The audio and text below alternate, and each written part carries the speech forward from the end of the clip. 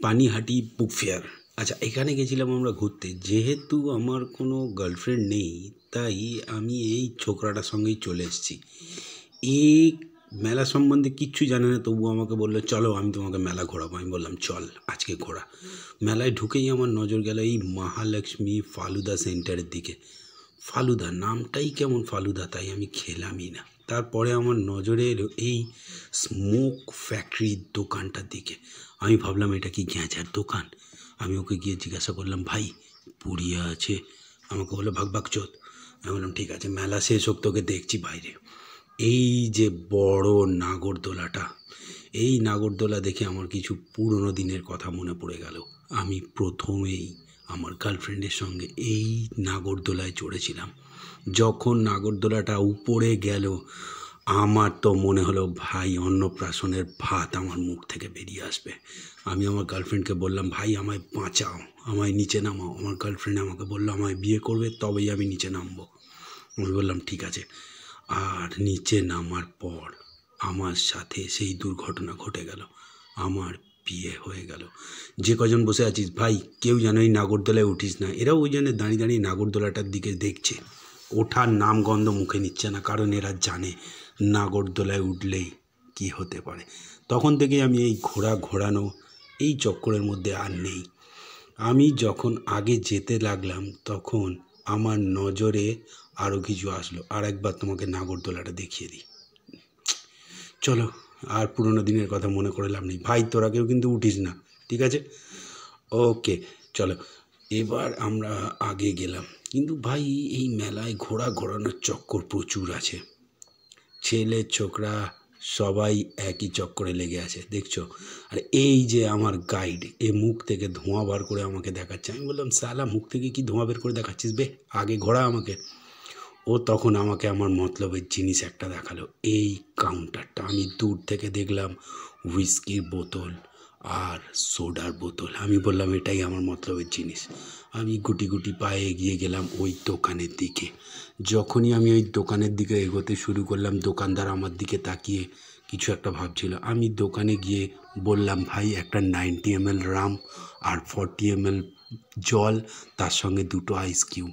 ও আমাকে বলল এটা মকটেলের দোকান, কোনো হুইস্কি কাউন্টার নয়। আমি বললাম ভাই মকটেলটা কত? আমাকে বললো তুই আগে বেড়ে যা, তুই খেতে পারবি না, এটা অনেক দাম। আমি বললাম চলো ভাই আগেই চলি।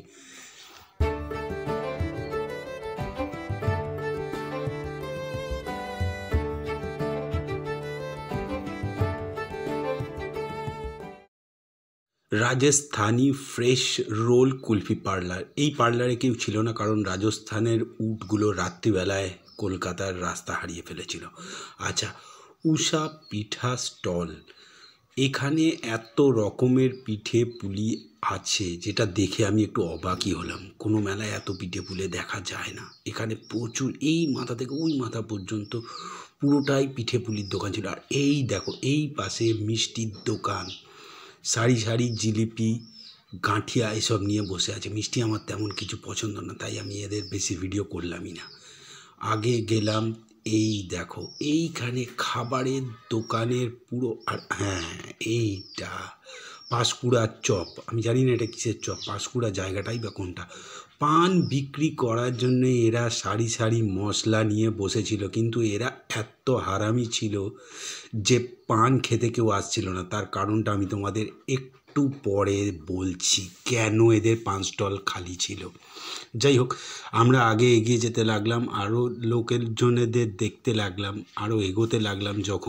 তখন আমার কানে হালকা হালকা কিছু গানের আওয়াজ ভেসে আসছিল। চলো ওই দিকেই যাই। আমি আমার যে গাইড আছে ওর কলার ধরে বললাম, বাকচোদ তুই তো কিছু দেখাতে পারিস না, চল আমিই তোকে দেখাচ্ছি।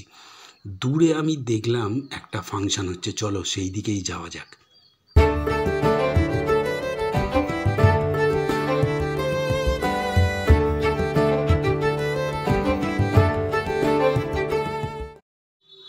হাঁটতে হাঁটতে আমার চোখে হঠাৎ এলো আর.ডি. বর্মন স্যারের ছবি, সেটাও একটা জায়ান্ট স্ক্রিনে।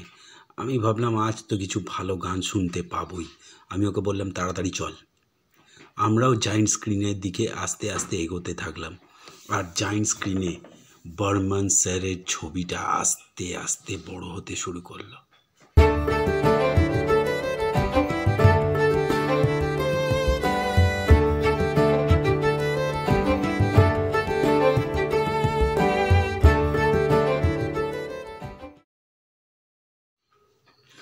আমার মতোই আরও ছেলে ছোকরারা পাগল ছিল বর্মন স্যারের কিছু ভালো গান শোনার জন্য।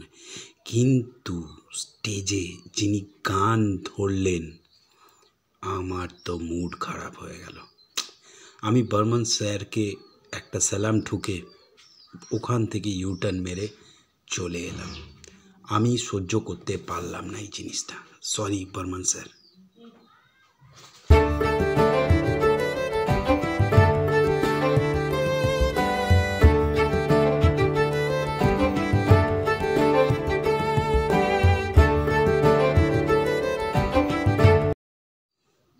ঢাকার পিঠে ঘর।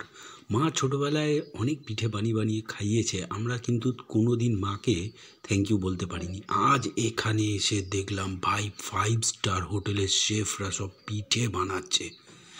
ওহ থ্যাংক ইউ মা, তুমি এত পিঠে বানিয়ে খাইয়েছো, কোনো দিন তোমাকে থ্যাংক ইউ বলতে পারিনি। আর এই দোকানটা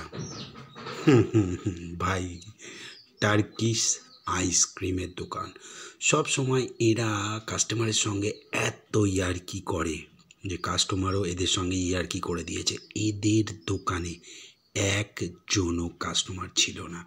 একটা কাস্টমারকে এঙ্গেজ করার চেষ্টা করেছিল, কিন্তু সেই কাস্টমারটাকে ভাগ ঢ্যামনা বলেই চলে গেল।